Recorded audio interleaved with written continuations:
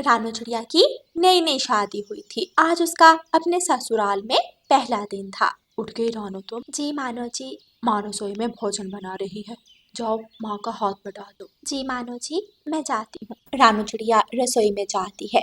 माँ जी लाए, मैं बना देती हूँ भोजन। हाँ तो तू ही बनाएगी और क्या, अब इस उम्र में मैं भोजन बनाती फिरूंगी? अब आगे हो, ये सब तुम्हारे काम है, खुद ही करो। मानो चिड़े की माँ रानू चिड़िया को इस तरह खरी खोटी सुनाकर रसोई से चली जाती है। माँ जी इस तरह का बर्ताव क्यों कर रही है मेरे साथ? अच्छा कोई नहीं, मैं स्वादिष्ट भोजन बनाती हूँ। लगता है मैं आज कुछ लेट उठी हूँ। रानू चिड़िया भोजन बनाती है और अपनी सास और पति को भोजन देती है। वाह रानू, तुम्हारे हाथ में तो बहुत जायका है। अच्छा माँ और रानू, मैं काम पर जा रहा हूँ। अपना ख्याल रखिएगा मानो जी। हाँ रानू, तुम भी अपना ख्याल रखना। मानो बेटा, मैं हूं ना घर में, रानू का बहुत अच्छे से ख्याल रखूंगी, तुम बिल्कुल चिंता ना करो। मानो काम पर चला जाता है। माँ जी मैं भी भोजन कर लूँ, फिर मैं घर की सफाई कर दूंगी। अभी तुमने भोजन करना है, बस अब 2 घंटे भोजन खाने में लगा देना। माँ जी मैं जल्दी से खा लूंगी, आप गुस्सा ना करें। अब क्यों समय बर्बाद कर रही हो, जाओ जो करना है जल्दी करो। मानो चिड़िया की माँ तो अपनी बहू रानो चिड़िया को पहले दिन से ही बातें सुनाने लग गई थी। रानो चिड़िया बर्तन धो रही थी, तभी गोरी कवि रानो चिड़िया के घर आ जाती है। कैसी हैं आप माँ जी, और सुनाए आपकी बहू कैसी है? बर्तन धो रही है। अच्छा अच्छा। रानो चिड़िया रसोई से आती है। कैसी हैं आप गौरी बहन? मैं तो बढ़िया हूँ रानो, तुम बताओ।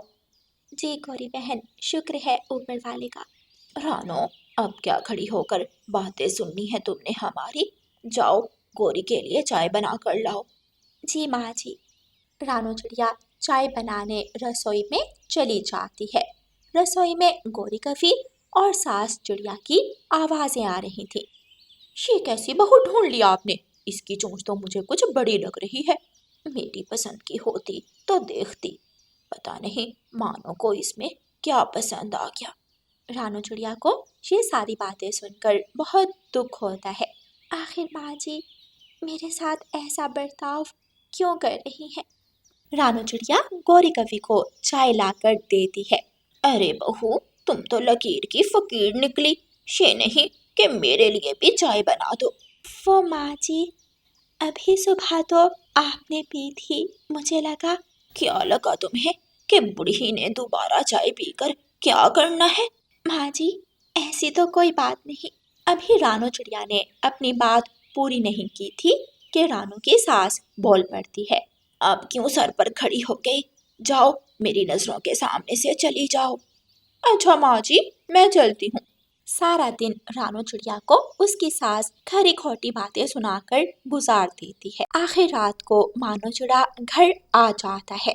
कैसी हो रानो? कैसी होगी, हट्टी कट्टी है, सारा दिन तो आराम करती है। रानू चिड़िया माँ जी का मुंह ही देखती रहती है। अच्छा माँ जी, मैं भोजन लाती हूँ। नहीं नहीं बेटी, आज तुम्हारा घर में पहला दिन था, तुम बैठो, मैं लाती हूँ भोजन।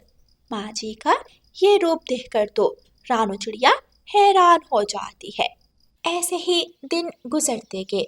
मानो चिड़िया की माँ सारा दिन रानू चिड़िया को खरी खोटी सुनाती और घर के काम करवाती, और जब शाम को मानो चिड़ा घर आता तो उसे दिखाती कि सारा काम वो ही करती है। रात का समय था। मानो चिड़ा और रानू चिड़िया बैठे बातें कर रहे थे। क्या हुआ है रानो, तुम मुझे उदास लग रही हो? मानो जी मेरे पढ़े लिखे होने का क्या फ़ायदा, सारा दिन घर के काम करके मैं बहुत बोर हो जाती हूँ। क्या मैं जंगल के स्कूल में टीचिंग नहीं कर सकती? क्यों नहीं कर सकती रानो, मैं बात करूँगा तोते टीचर से, कोई सीट खाली हुई तो वो मुझे बता देगा। जी मानो जी, आप ज़रूर पता करना। रानो चिड़िया अपने पति की बात सुनकर खुश हो जाती है। अगले दिन मानो चिड़ा काम पर चला जाता है। अरे बहू, आज ऐसा करो, लूसी के घर से गाजरें ले आओ और मेरे लिए गाजर का हलवा बनाओ, मेरा बहुत दिल कर रहा है। गाजर का हलवा? माँ जी, वो तो मुझे बनाना नहीं आता। बस महारानी के नखरे शुरू हो गए। ये जो इतना बड़ा मोबाइल लेकर रखा है, ये किस लिए है? तुम आजकल की लड़कियों को तो बस बहाने चाहिए काम ना करने के। प्लीज माँ जी, ऐसे ना कहें। आखिर क्यों आप हर समय मुझे ताने देती रहती हैं? बहुत जुबान चल रही है आज तो तेरी। चल जा जाकर दोपहर का भोजन बना, मेरा सर न खा। रानो चिड़िया रसोई में चली जाती है। लगता है माँ जी का गाजर का हलवा खाने को बहुत दिल कर रहा था, लेकिन मैं क्या करूँ, मुझे बनाना ही नहीं आता। ऐसे ही दिन गुजर जाता है। रात को वो सब मिलकर भोजन कर रहे थे। रानो, मैंने बात की थी तोते टीचर से। उन्हें तो पहले से ही एक टीचर की ज़रूरत थी, और तुम तो इतना पढ़ी लिखी हो, तुमसे अच्छी टीचर उन्हें नहीं मिलेगी। ये तुम दोनों क्या बातें कर रहे हो? हम सब एक ही छत के नीचे रहते हैं, लेकिन मुझे तो इस बारे में कोई खबर नहीं है। माँ, वो रानो घर रहकर बोर हो जाती है, इसलिए मैंने तोते टीचर से बात की थी। उन्हें टीचर की ज़रूरत है। अच्छा, ये तो अच्छी बात है। बाहर निकलेगी रानू तो जंगल के पक्षियों को जानेगी। अगली सुबह जब मानो चिड़ा काम पर जाता है, तो मानो की माँ रानो चिड़िया को फिर से बातें सुनाने लगती है। क्यों रे, अब तो बाहर जाकर काम करेगी? मैं भी देखती हूँ तो कैसे जाती है। शाम को मानो आएगा तो साफ मना कर देना, वरना मेरे से बुरा कोई नहीं होगा। माँ जी, ये सब आप मानो जी के सामने क्यों नहीं कह देती? मेरे सामने जुबान चलाने की जरूरत नहीं है तुझे। आज तो रानो चिड़िया का सब्र टूट गया था। बस माँ जी, बहुत हो गया, मैं करूँगी नौकरी। तेरी इतनी हिम्मत? मानो की माँ आगे बढ़ती है और रानो चिड़िया के मुंह पर जोरदार थप्पड़ मारती है। तभी मानो घर आ जाता है। माँ, आप ये क्या कर रही हैं? रानो रोने लगती है और मानो चिड़िया को सारी बात बताती है। माँ, आप मेरी पत्नी को इस तरह तंग करती थी, तो ये है आपका असल रूप। नहीं मानो बेटा। बस माँ जी, मैं और रानो चले जाएंगे इस घर से। रानो, तुम सामान पैक करो। जिस घर में मेरी पत्नी के साथ ऐसा बर्ताव हो, वहाँ मैं नहीं रह सकता। मानो जी, अगर हम चले जाएंगे तो माँ जी का ख्याल कौन रखेगा? रानो, माँ तुम्हारे साथ इतना बुरा बर्ताव करती रही, और तुम्हें अभी भी इन्हीं का ख्याल है? मानो जी, माँ जी पता नहीं क्यों मेरे साथ ऐसा बर्ताव करती हैं। लेकिन माँ जी इस उम्र में अकेली कैसे रहेंगी? मानो चिड़े की माँ की आंखों में आंसू आ जाते हैं। रानो, तुम कितनी अच्छी हो, मुझे माफ कर दो। माँ जी, आप बड़ी हैं, आप मुझसे माफी ना मांगे। मानो बेटा, मुझे अकेला छोड़कर ना जा। मैं आइंदा रानो के साथ ऐसा बुरा बर्ताव नहीं करूंगी। फिर उस दिन के बाद रानो की सास रानो चिड़िया के साथ अच्छे से रहती, और रानो चिड़िया भी अपनी सास और अपने पति का बहुत ख्याल रखती थी। प्यारे दोस्तों, इस कहानी को लाइक, अपने दोस्तों के साथ शेयर और चैनल को सब्सक्राइब करना बिल्कुल मत भूलना। आपका धन्यवाद। चक्कू कौवा बहुत ही शरारती कौवा था। उसकी हर आवारा और ख़तरनाक पक्षी और जानवरों से दोस्ती थी। जैसे आजकल वो काली बिल्ली के साथ घूमता फिरता। वो काली बिल्ली के ऊपर बैठकर पूरे जंगल की सैर करता था। मैं आ गया, मेरी दोस्त काली बिल्ली। म्याऊं, आ गया मेरा दोस्त। मैं भी काली, तुम भी काले, हम दोनों की जोड़ी सब पर भारी। जल्दी से मेरे ऊपर बैठ जाओ, आज मैं तुम्हें एक नई जगह लेकर जाऊंगी। म्याऊं। चकू कौवा जल्दी से काली बिल्ली के ऊपर बैठ जाता है। गुड़िया जग्गू कौवे को देखती है और वहाँ आती है। जग्गू भाई, आप कहाँ जा रहे हो, और वो भी इस काली बिल्ली के साथ? चलो घर चलो। जल्दी हो तुम, मेरी दोस्ती से जल्दी हो। मैं तो अपनी दोस्त काली बिल्ली के साथ ही जाऊंगा। तो तो फिर मैं तुम्हारे पिता के पास जाती हूँ और उन्हें जाकर ये सब बताऊंगी। जग्गू हंसने लग जाता है। जाओ जाओ बता दो मेरे पापा को, मैं कौन सा अपने पापा से डरता हूँ। गुड़िया वहाँ से चली जाती है। मियाओ, मेरे दोस्त जग्गू कौवे, तुम इन पक्षियों का विश्वास मत करना। मेरी और तुम्हारी दोस्ती पक्की है। चलो आज मैं अपने दोस्त को मीठे मीठे फल खिलाने जाती हूँ। मियाओ। फिर वो काली बिल्ली जग्गू कौवे को लेकर मीठे फलों के बाग में चली जाती है। जग्गू मज़े मज़े से मीठे फल खाने लगता है। मुझे उड़ना भी नहीं पड़ता और मेरे पंखों में भी दर्द नहीं होता, और मेरी दोस्त काली बिल्ली मुझे पूरे जंगल की सैर करवाती है। मम्मा मम्मा, आज फिर जग्गू भाई उस काली बिल्ली के साथ घूम रहा था। वो काली बिल्ली के साथ मीठे फलों के बाग की तरफ जा रहा था। मैंने उसे रोकने की कोशिश की लेकिन वो नहीं रुका। ये तो परेशानी की बात है। वो छोटा बच्चा है, वो ज़रूर उस दुष्ट काली बिल्ली की बातों में आ गया होगा। मैं अभी जाकर उसके पापा कालू कौवे से बात करती हूँ। रानू चिड़िया उड़ती है और कालू कौवे के घर जाती है। रानू चिड़िया कौवे के दरवाजे पर दस्तक देती है। कालू कौवा दरवाज़ा खोलता है। कालू भाई, आप अपने घर में सोए हुए हैं और आपको पता भी है आपका बेटा जग्गू कौवा कहाँ है। मेरा बेटा यहीं कहीं खेल रहा होगा, और उसने कहाँ जाना है? वो पूरे जंगल में काली बिल्ली के साथ घूमता है। आप उसे समझाएं, हम पक्षियों की उस काली बिल्ली के साथ कैसे दोस्ती हो सकती है। वो बिल्ली जितनी ऊपर से काली है उतनी ही अंदर से भी काली है। रानू चिड़िया, मेरे बेटे के बड़े बड़े जानवरों से संबंध है। मेरा बेटा है ही इतना अक्लमंद, सब जानवर उसे दोस्ती करना चाहते हैं, तो तुम्हें इस बात से क्या दिक्कत? एक बाप हो तुम, अपने बेटे के जीवन की चिंता करो। अगर कल को कहीं उस काली बिल्ली ने तुम्हारे बेटे को खा लिया। छोटी कमजोर चिड़िया, चली जा यहाँ से और मुझे ज्यादा भाषण मत दे। मेरा बेटा तो ऐसे ही काली बिल्ली के साथ घूमेगा, जिसे जलना है जलता रहे।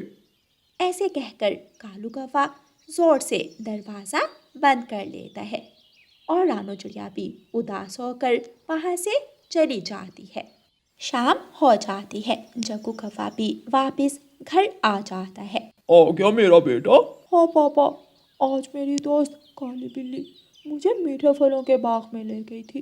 अकेले अकेले ही फल खाए, अपने पापा के लिए नहीं लाई क्या? मैं अपने पापा को भला कैसे भूल सकता हूँ। ये ले, ये फल लाया हूँ आपके लिए। जग्गू कौवा अपने पापा को फल देता है और कालू कौवा फल खाने लगता है। बिल्ली मौसी, अगर आज तुम किसी को खाने के लिए मेरे पास ना लाई तो मैं तुझे घर से निकाल दूंगी। मियाओ। नाना लोमड़ी बहन, मुझे घर से मत निकालना, तुम चिंता मत करो। तुमने मांस खाना है, मेरे पास एक जग्गू कौवा आता है, मैं उसे तेरे पास ला दूंगी। मियाओ। हाँ ठीक है, मुझे मांस खिलाती रहो और तुम मेरे घर में जितने दिन चाहो उतने दिन रहो। काली बिल्ली गुफा से निकलती है और जंगल जाती है। वो सीधा अपने दोस्त जग्गू कौवे के पास जाती है। बिल्ली दोस्त, आज इतनी देर क्यों कर दी आने में? मियाओ। क्या बताऊं जग्गू दोस्त, आज मेरे पेट में बहुत दर्द हो रहा था। मियाओ। अच्छा, फिर आपने पेट दर्द की दवा ली है क्या? नहीं, मैं दवा लेने लोमड़ी डॉक्टर के पास जा रही हूँ। मियाओ। लोमड़ी? वो तो बहुत चालाक होती है, वो तो पक्षियों को अपने जाल में फंसाकर खा जाती है। मैं जिस लोमड़ी के पास जा रही हूँ वो डॉक्टर लोमड़ी है। वो पक्षियों को खाने वाली आवारा लोमड़ी नहीं है, बहुत पढ़ी लिखी है। दूर दूर से जंगल के पक्षी उसे दवा लेने आते हैं। मियाओ। अच्छा, फिर मैं भी उस पढ़ी लिखी डॉक्टर लोमड़ी को देखना चाहता हूँ। हाँ, मैं इसीलिए तो यहाँ आई हूँ कि अपने दोस्त जग्गू को अपने साथ लेकर जाऊंगी। मियाओ। जग्गू कौवा काली बिल्ली के ऊपर बैठ जाता है और काली बिल्ली चलना शुरू करती है। कूकू और गुड़िया फिर से जग्गू कौवे के पास आते हैं। जग्गू जग्गू भाई रुक जाओ, मत जाओ इस काली बिल्ली के साथ। दोस्ती अपने जैसों के साथ ही अच्छी रहती है। हाँ जग्गू भाई, हम पक्षी हैं और हमें पक्षियों से ही दोस्ती रखनी चाहिए। म्याऊं। मेरे दोस्त जग्गू, इनकी बातों पर ध्यान मत दो। चलो जल्दी चलो, मेरे पेट का दर्द अब बढ़ रहा है। म्याऊं। हाँ हाँ काली बिल्ली, कुकू गुड़िया, हमारे रास्ते से हटो। मैंने कितनी बार समझाया है, तुम दोनों मेरी और काली बिल्ली की दोस्ती को नहीं तोड़ सकते। जग्गू कौवा कुकू और गुड़िया की बात माने बिना काली बिल्ली के साथ चल देता है। काली बिल्ली जग्गू कौवे को लोमड़ी की गुफा के पास ले जाती है। चलो मेरे दोस्त, लोमड़ी डॉक्टर अंदर है। जैसे ही जग्गू अंदर जाता है, लोमड़ी छलांग लगाती है और जग्गू को पकड़कर खा जाती है। दोनों काली बिल्ली और लोमड़ी अपना पेट भरकर बाहर घूमने चली जाती हैं। शाम हो जाती है, लेकिन जग्गू कौवा अभी तक घर नहीं आया था। कालू कौवा बहुत परेशान होता है। वो कबूतर के घर जाता है।